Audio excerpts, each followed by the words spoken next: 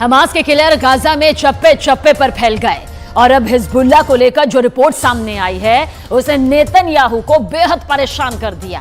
उत्तर Korea और Hezbollah के बीच पक्की दोस्ती देखकर नेतन्याहू के साथ बाइडेन को भी लग रहा है कि इस युद्ध में परमाणु बम की एंट्री हो सकती है।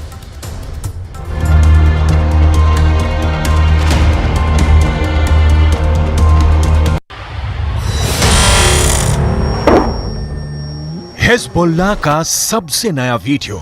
लेबनान इजराइल बॉर्डर पर एक पोस्ट के पास सफेद रंग का ट्रक जा रहा है, तभी होता है एंटी टैंक मिसाइल से हमला। इस हमले में ट्रक पूरी तरह जलने लगता है। उसमें क्या था ये कोई बताने को तैयार नहीं, लेकिन बाद में इजराइल की पोस्ट पर अचानक हरकत बढ़ जाती है। कुछ लोग भागते हुए नजर आते हैं। हिजबुल्लाह के इस पिन पॉइंट अटैक ने इजराइल में बहुत बेचैनी पैदा कर दी है। क्या हिजबुल्लाह उत्तरी इजराइल पर चढ़ाई करने वाला है? क्या हिजबुल्लाह सिर्फ इस बात का इंतजार कर रहा है कि गाजा में जैसे ही इजराइल की फौज फंसेगी वो उत्तरी बॉर्डर पर युद्ध शुरू कर देगा? हिजबुल्लाह के हमले का सही वक्त क्या हो सकता है, इसे लेकर नेतन्याहू से लेकर बाइडेन दोनों पसोपेश में हैं। हिजबुल्लाह ने लेबनान इजराइल बॉर्डर पर कई हमले करके साबित कर दिया है कि इजराइल की उत्तरी सीमा अब सुरक्षित नहीं बची है। अगर गाजा पर ग्राउंड ऑपरेशन शुरू होने के बाद हमास, हूथी और हिजबुल्लाह ने एक साथ इजराइल पर हमला किया तो इनको एक साथ रोकना इजराइल के लिए बहुत बड़ा चैलेंज बन जाएगा। और तब अमेरिका की मदद के बिना हालात ऐसे बन सकते हैं कि ये तीनों फोर्स इजराइल की सेना को रौंद कर आगे बढ़ जाए।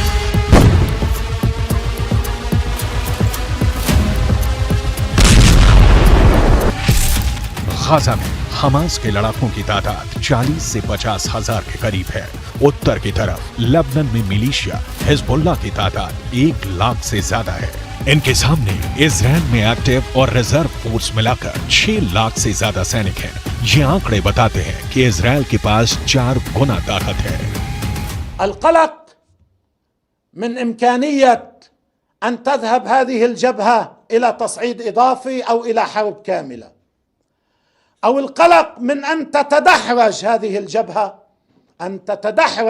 الجبهة إلى حرب واسعة، وهذا احتمال واقعي ويمكن أن يحصل، وعلى العدو أن يحسب له كل حساب। इस बीच बड़ी रिपोर्ट ये है कि इराक के मिलिशिया हश्द अल शाबी ने अमेरिका के सैन्य अड्डों पर ड्रोन के बाद मिसाइल से हमले शुरू कर दिए हैं। इन हमलों में सबसे खतरनाक मिसाइल का नाम है अल अक्सा 1। अल अक्सा 1 ईरान की फतेह 110 का ही एक नया वर्जन बताया जा रहा है। या कहें कि ईरान ने यह मिसाइल इराकी हिजबुल्लाह हश्द अल शाबी को सप्लाई की और उसने इसका नाम बदलकर अल अक्सा 1 कर दिया। यह ऐसी मिसाइल है जो हिजबुल्लाह के पास पहले से है। यह एक टैक्टिकल मिसाइल है जो छोटा परमाणु बम भी दाग सकती है। The barbarism is led by an axis of terror. The axis of terror is led by Iran. It includes Hezbollah, Hamas, Houthis, and their other minions.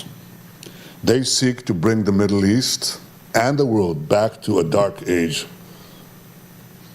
They seek to torpedo, to derail any progress towards peace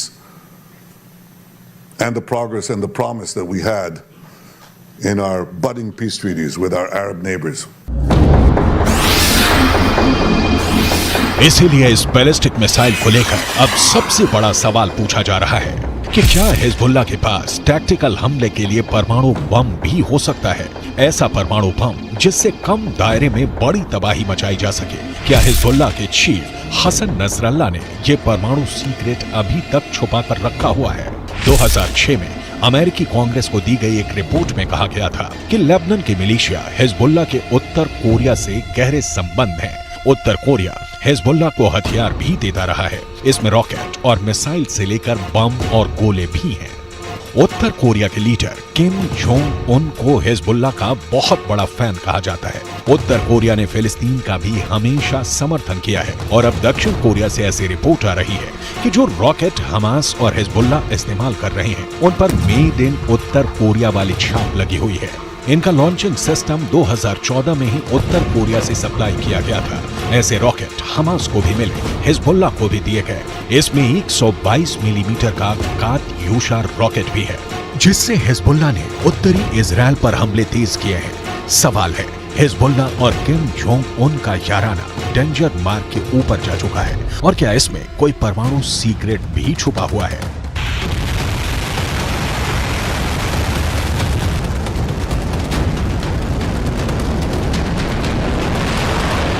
फिलहाल Israel पर anti tank हमलों ने Hezbollah के इरादों को खतरनाक रूप दे दिया है। इजराइल हिजबुल्ला के हथियारों को लेकर डरा हुआ है क्योंकि उसने अब तक जो एक्शन दिखाया है उसमें इजराइल की कई बड़ी पोस्ट के चीथड़े उड़ चुके हैं। हिजबुल्ला ने 3 तरह की एंटी टैंक गाइडेड मिसाइलें इस्तेमाल की। ये है कॉर्नेट, इसकी रेंज 5 किलोमीटर तक है। ये रूस की मिसाइल है, लेकिन अब ईरान इसका देसी वर्जन देहलाविया तैयार कर चुका है और ऐसी बहुत सी मिसाइल अब हिजबुल्ला के पास हैं। दूसरी है BGM-71 anti tank guided missile, range है 3.5 किलोमीटर। ये अमेरिका में बनी मिसाइल है, लेकिन अब इसकी नकल ईरान तैयार कर रहा है और उसने हिजबुल्ला को सप्लाई की है। तीसरी है 85 कॉन्कोर्स, रेंज 4 किलोमीटर। ये भी रूस ने बनाई है और अब ईरान में ये तोसान नाम से तैयार की जाती है। इजराइल ने सीरिया से खतरे को देखते हुए गोलान पहाड़ियों में भी टैंक पहुंचा दिया है। ये हिस्सा पहले सीरिया का हिस्सा था, लेकिन 1967 के युद्ध में सीरिया से इजराइल ने इस हिस्से को अपने कब्जे में ले लिया। लेबनान, सीरिया और इजराइल के ट्राई जंक्शन वाले इलाके में हिजबुल्ला का पूरा कंट्रोल है। इजराइल पर वार करने के लिए उसको जो मिसाइल मिली है वो उसे ईरान से सप्लाई की जाती रही है और ऐसी मिसाइलों का हिजबुल्ला के पास बहुत बड़ा जखीरा है। तीनों मिसाइल बहुत ही घातक है, लेकिन अब एक बड़ी मिसाइल का नाम सामने आ रहा है, वो है फतह 110। इस मिसाइल से नेतन्याहू को डर लग रहा है, तो उसकी बहुत बड़ी वजह है ईरान की ये मिसाइल 300 किलोमीटर तक हमला कर सकती है और ये अपने टारगेट के 3 मीटर के दायरे में गिरती है। एक बैलिस्टिक मिसाइल का इतना सटीक होना बहुत बड़ी बात है और यही बात इजराइल को परेशान कर रही है। फतह 110 की 2 और खास बातें हैं जिसकी वजह से इसे रोकने में इजराइल को बहुत मुश्किल आ सकती है। ये सॉलिड फ्यूल वाली मिसाइल है, ये कम वक्त में लॉन्च के लिए तैयार की जा सकती है और ये रोड मोबाइल है, यानी इसे कहीं से भी लॉन्च किया जा सकता है और फिर अपना ठिकाना बदलना बहुत आसान है। ما يجري على جبهتنا مهم جدا ومؤثر جدا. قد يبدو للبعض الذي يتوقع أو يطالب أن يدخل حزب الله سريعا في حرب شاملة وكاملة مع العدو قد يبدو ما يجري على الحدود متواضع. इजराइल के लिए इससे भी बड़ा खौफ क्या है वो बहुत ध्यान से समझिएगा। बाइडेन से लेकर नेतन्याहू को भी पता है कि फतह 110 मिसाइल को रोकना बहुत मुश्किल है, क्योंकि अमेरिका भी इस मिसाइल को रोकने में पूरी तरह फेल रहा है। अमेरिका को हमले की जानकारी तो मिल गई थी, इसीलिए उसके सैनिक आसपास अंडरग्राउंड हो गए थे। तब ईरान ने फतह मिसाइल का ही एक पुराना वर्जन इस्तेमाल किया था और अमेरिका के एयर डिफेंस सिस्टम इस मिसाइल को रोकने में नाकाम रहे थे। ईरान ने ऐसी करीब 20 मिसाइलें दागी थी। ये जहां गिरी वहां ऐसे ऐसे गड्ढे बने और 100 से ज्यादा अमेरिकी सैनिकों को धमाकों से गहरा सदमा पहुंचा था। देखा जाए तो इस वक्त पूरे पश्चिम एशिया में युद्ध की चिंगारी पहुंच चुकी है। इजराइल से लेकर गाजा तक, गाजा से निकली आग लेबनान तक पहुंच चुकी है। चिंगारी सीरिया और ईरान में भी नजर आ रही है और अब उत्तर कोरिया से मिले हथियार बड़ा खतरा बनते दिखाई दे रहे हैं। If they go strong, if they're not defeated, they will derail this process. They will imperil the entire Middle East.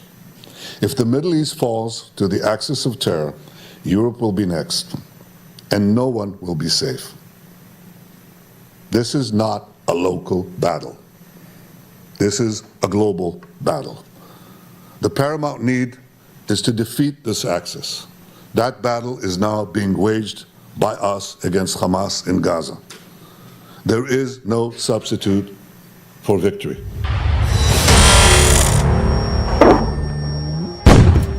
Hezbollah का खतरा बहुत बड़ा है, ये इजराइल भी जानता है और अमेरिका भी। अगर हिजबुल्लाह ने गियर बदला तो इजराइल के लिए उसे रोकना आसान नहीं होगा।